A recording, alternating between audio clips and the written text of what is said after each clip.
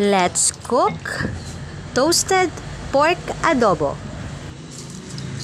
Maglagay ng kalahating tasang tubig at bawang sa karne.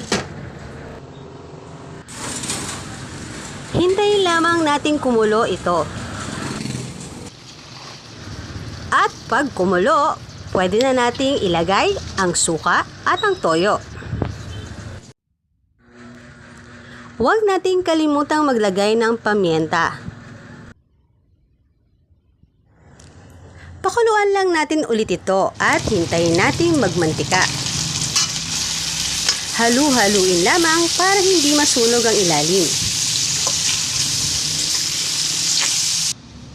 Ayan na, ready na ang ating toasted pork adobo. Maraming salamat!